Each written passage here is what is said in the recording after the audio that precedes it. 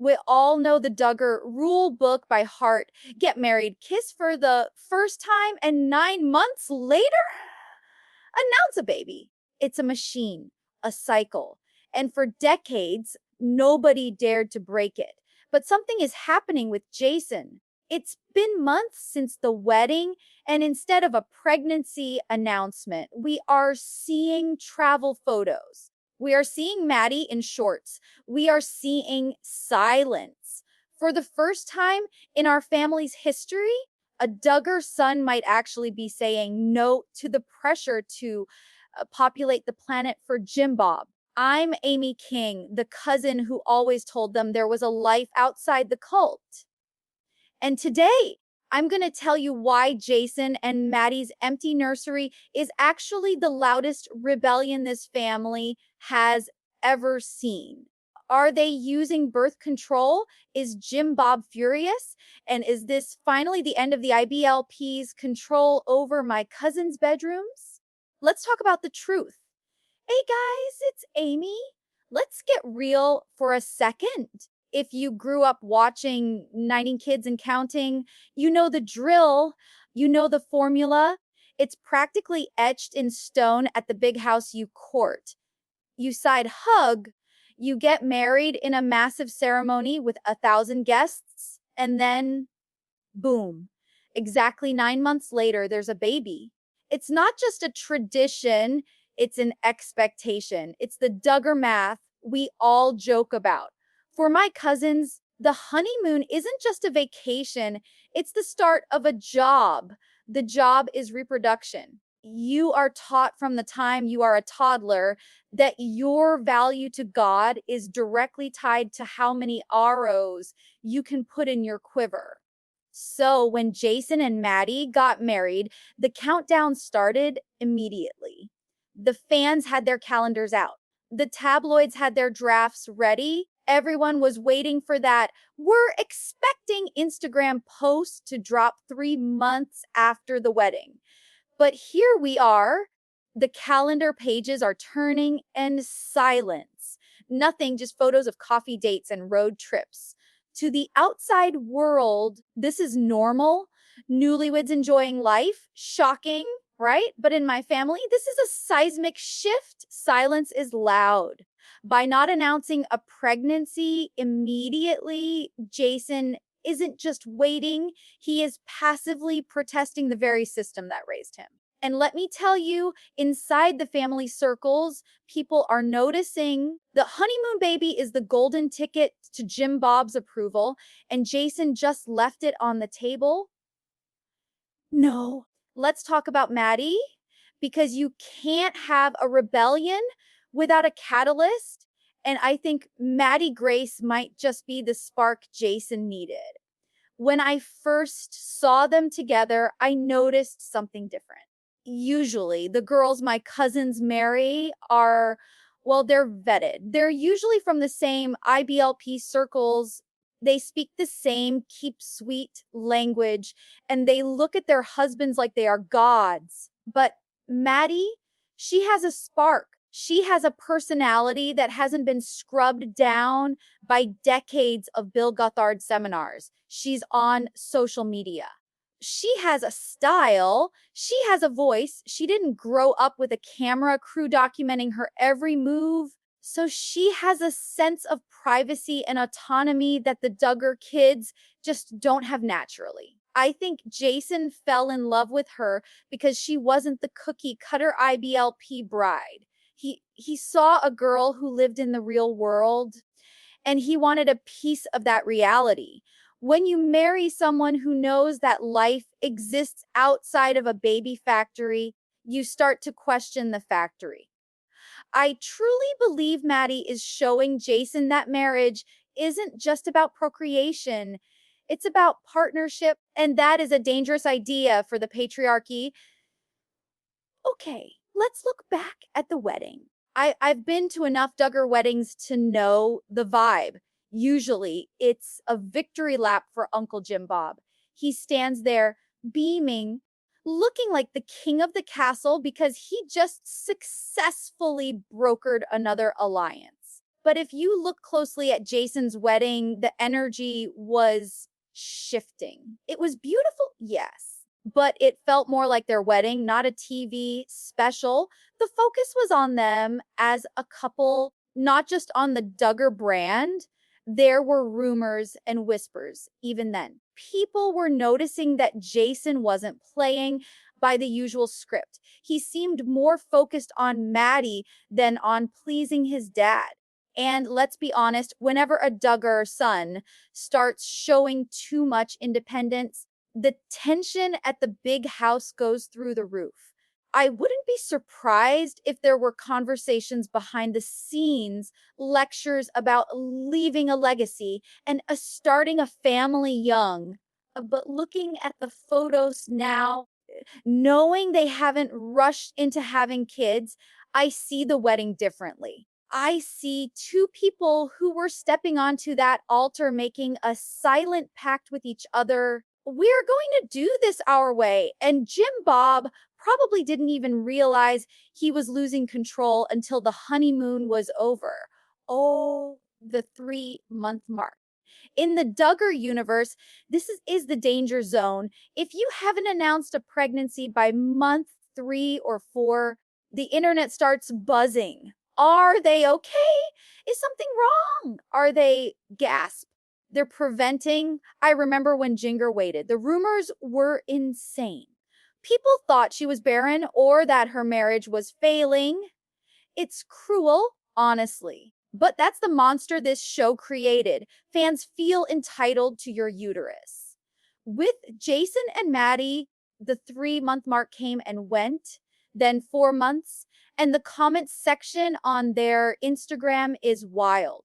You have the die-hard cult loyalists asking, when is the little blessing coming? And then you have the modern fans saying, run, Maddie, run! Enjoy your life! It's a war in the comments, but Jason and Maddie are staying quiet. And that silence is powerful. By not addressing it, they aren't feeding the beast.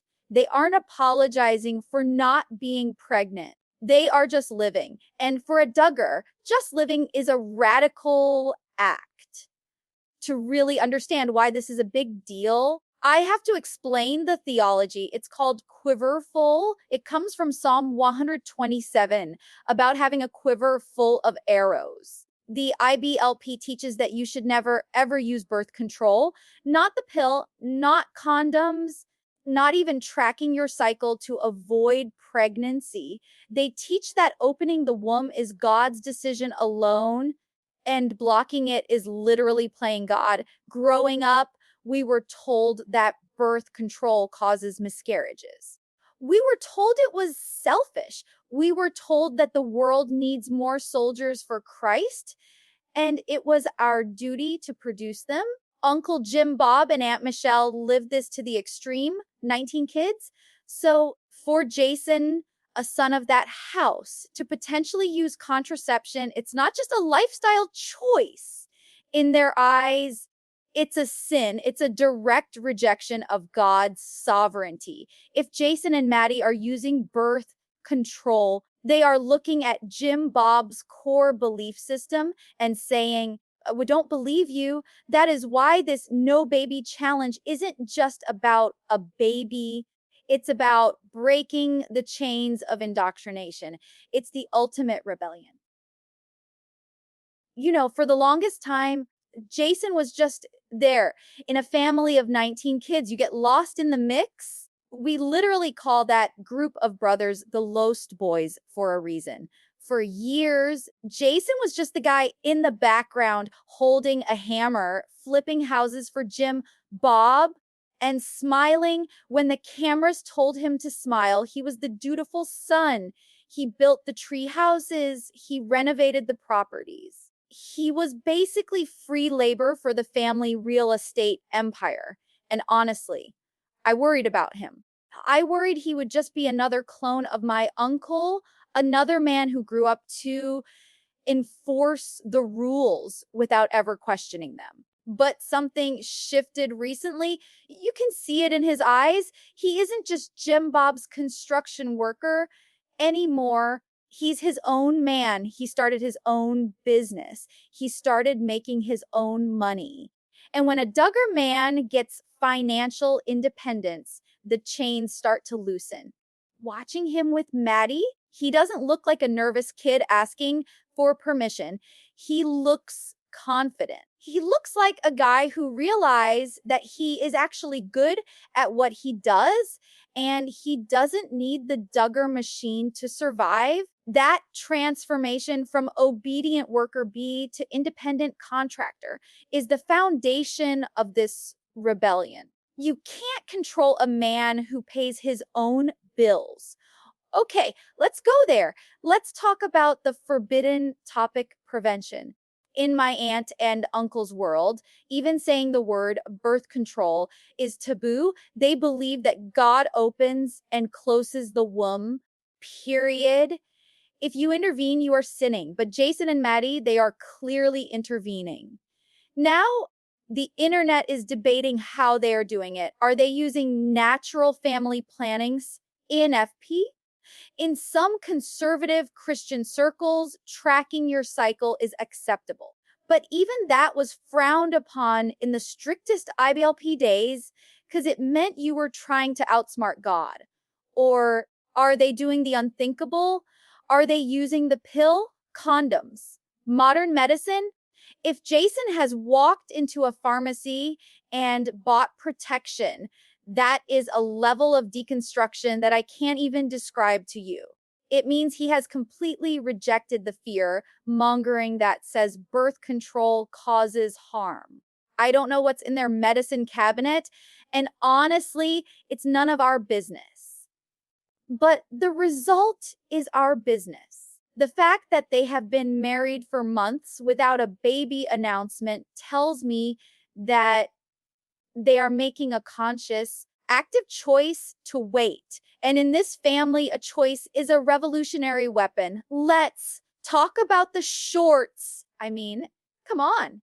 If you know, you know. Nike, that was the code word the boys had to yell if they saw a woman showing too much skin so they could look down at their shoes to avoid being defrauded. And now look at Maddie.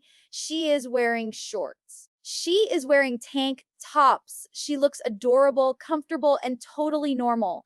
But for Jason, this is huge. He was raised to believe that he was responsible for his wife's modesty. He was taught that if she showed her knees, he was failing as a spiritual leader. By posting photos of Maddie in modern clothing, Jason is publicly saying, I am not policing my wife's body. He is rejecting the idea that her skin is a stumbling block. He is showing the world that he respects her autonomy. Every time I see Maddie rocking an outfit that would have been banned in the big house, I cheer a little because it's not just fabric, it's freedom. It's Jason telling Jim Bob, my wife dresses herself, thanks. Money talks. But in the Duggar family, silence costs. We've seen it happen with Jill. We've seen it happen with anyone who steps out of line. The Jim Bob Bank is open for business as long as you follow the rules. You get the house, you get the car, you get the help if you stay under the umbrella. So you have to wonder, is Jason paying a price for this no baby rebelling in? If he is refusing to give Jim Bob grandbabies on schedule, and if he is letting his wife wear shorts, is he being cut off? Knowing my uncle, I wouldn't be surprised if the resources dried up. Oh, you want to live like the world? Then you can pay for it like the world. But here is the kicker. Jason seems fine. He's working. He's traveling. He doesn't look like he's struggling. If he walked away from the family inheritance to keep his freedom, that makes him a hero in my book. It proves that his dignity wasn't for sale. And honestly, watching him thrive without Duggar Dole is probably driving the control freaks crazy. Jason isn't just doing this for himself. He is part of a pack, the Lost Boys, James. Justin and Jackson, they all look up to each other. They share a bond that the older girls didn't really have because they were too busy raising the babies. Jason is setting a precedent. He is showing his younger brothers that you don't have to marry the first girl dad picks out. You don't have to have a baby 9 months later. You don't have to live in a warehouse on the compound. If Jason can have a normal, modern marriage, it opens the door for James to do the same. It opens the door for Jackson. We are seeing a domino effect. The older girls, Jill and Jinger, cracked the ceiling, but the lost boys are the ones who might actually tear down the house. Jason is the quiet leader of this new wave. He's not writing books. He's not suing anyone yet. He's just living differently. And sometimes living well is the best revenge. The lost boys aren't lost anymore. They are finding their own way out. People always ask me, Amy, what does Uncle Jim Bob think about this? And I have to laugh because they imagine him throwing plates or screaming. But that's not Jim Bob. Jim Bob doesn't explode. He manipulates. He freezes you out. For him, Jason and Maddie's decision to wait on having kids isn't just a personal choice, it's a business failure. The Duggar brand is built on babies. It's built on volume. If the kids aren't producing grandkids, the show or whatever is left of their social media fame loses its hook. I guarantee you, behind closed doors, there is pressure. It's subtle. It's comments like, oh, we're praying for your quiver to open. It's the constant reminders of how blessed the other siblings are with their newborns. It's a guilt trip wrapped in a scripture verse. But here is the thing Jim Bob is realizing: he is losing his grip. He lost Jill. He lost Jinger. And now he's losing the obedient sons. Jason was supposed to be the easy one, the worker, the loyal soldier. Seeing him defy the core mandate of the IBLP is terrifying for Jim Bob because it proves that his authority has an expiration date. He can't force them to procreate, and that powerlessness is his worst nightmare. And then there's Aunt Michelle. You know, the Michelle is the enforcer of the soft power. She's the one who whispers, keep sweet, and motherhood is the highest calling. For her, a woman's entire identity is wrapped up in being a mother. So when she looks at Maddie, a young, healthy, beautiful wife who is choosing not to be a mother yet, it probably short circuits her programming. In Michelle's world, an empty womb is a tragedy or a curse. The idea that it could be a vacation is foreign to her. We haven't seen Michelle raving about Jason and Maddie on social media the way she does when a grandbaby is announced. That silence speaks volumes. She is caught in the middle. She loves her son. She really does. But she loves the rules more. She is likely heartbroken, believing they are straying from God's best for them. It's sad, really. She's missing out on knowing the real Jason because she's too busy mourning the imaginary grandchildren he hasn't given her yet. We have to give credit where it's due. Jason is walking through a door that his sisters kicked down. Seriously, if Jill hadn't sued my dad and uncle, if she hadn't gone to therapy and started wearing nose rings and drinking margaritas, Jason wouldn't be able to do this. Jill took the first bullets. She was the one who was shunned so the others could see what happened. And Jinger showed them that you can move to a big city, wear pants, and the sky won't fall. Jason watched all of this. He saw Jill get excommunicated, but he also saw her get free. He saw Jinger get criticized, but he also saw her get happy. The Lost Boys were taking notes. Now, Jason is taking it a step further. While the girls still had babies relatively quickly, Jason is pausing the cycle entirely. He is standing on the shoulders of his sisters. I hope he thanks them. Because without Jill's rebellion and Jinger's deconstruction, Jason would probably already be a dad of two by now, miserable and exhausted. Just look at their Instagrams. It's not biblical womanhood quotes and diaper ads. It's coffee shops, it's road trips, it's sunsets. They look like normal Gen Z kids, and that is so refreshing. For the first time, a Duggar couple is prioritizing their relationship over their reproduction. They are actually getting to know each other. In the IBLP culture, you don't really date. You court with a chaperone, you marry, and then you parent. You never get that just us phase. Jason and Maddie are claiming that phase. They are building a foundation of friendship. They are traveling while they can. They are sleeping in. Do you know how rare that is in our family? Sleep is a luxury Duggars don't usually get. By choosing the influencer lifestyle over the quiverful lifestyle right now, they are showing the world that they value their own happiness.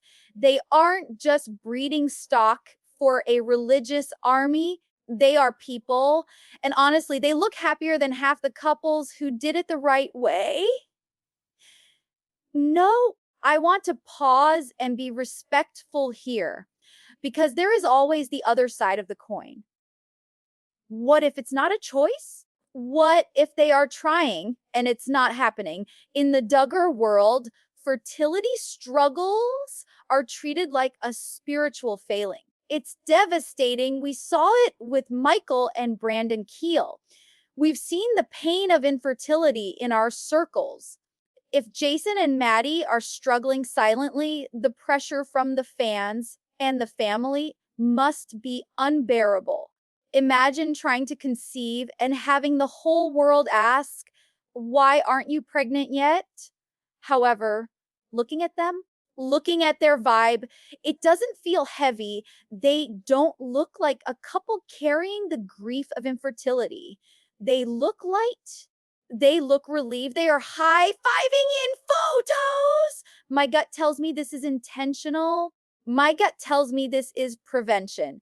But even if it is a struggle, the fact that they aren't asking for prayer requests for a blessing is a sign of change too. They are keeping their medical life private. And whether it's birth control or a private struggle, keeping Jim Bob out of your bedroom is always the right move.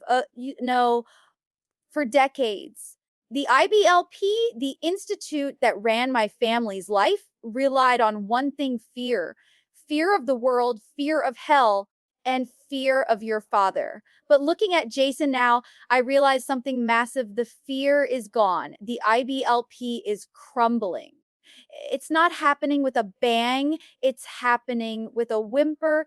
It's happening every time a Duggar daughter wears jeans. It's happening every time a Duggar son starts a business without his dad's name on the LLC.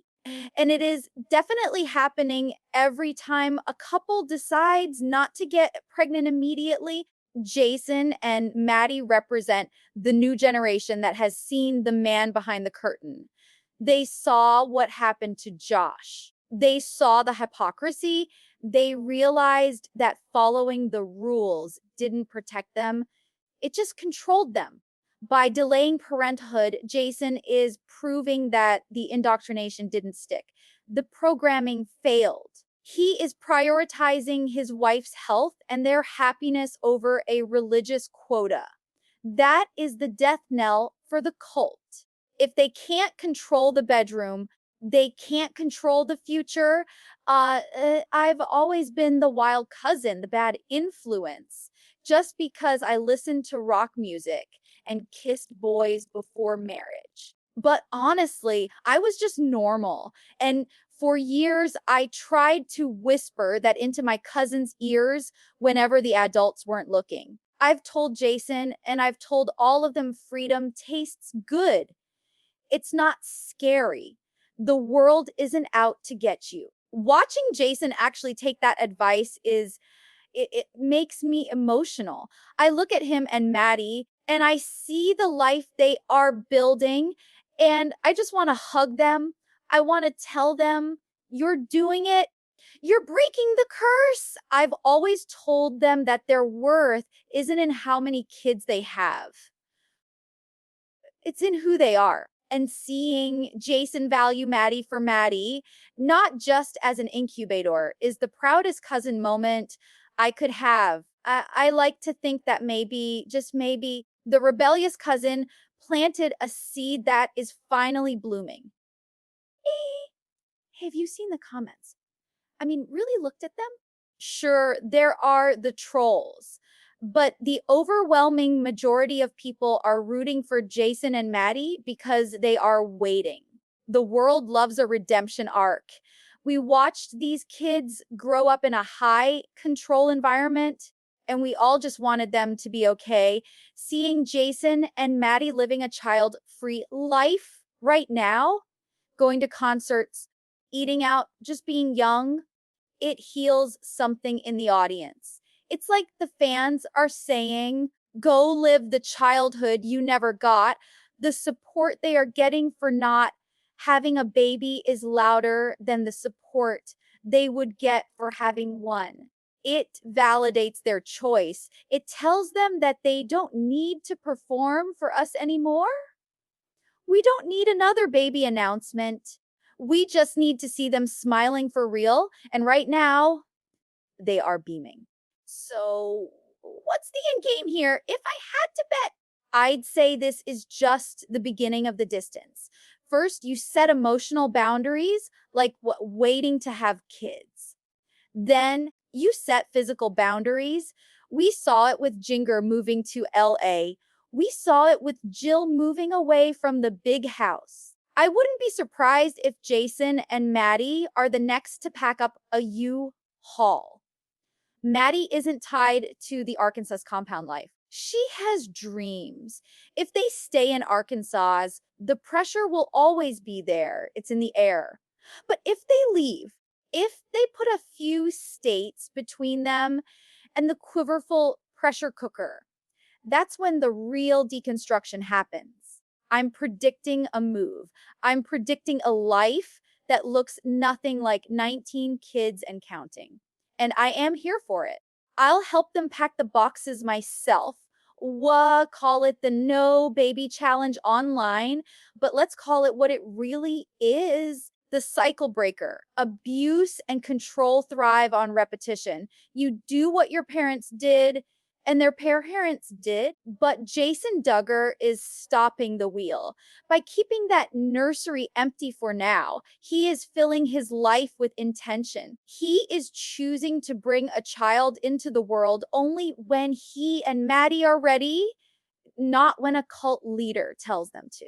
That empty crib isn't a failure, it's a trophy. It stands for autonomy, it stands for respect.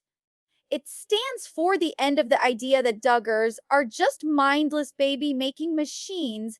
I'm Amy King, and I have never been prouder of my family than I am right now, watching them say no, because saying no to the past is the only way to say yes to a real future. Jason, Maddie, keep waiting. Take your time. We'll be here cheering you on.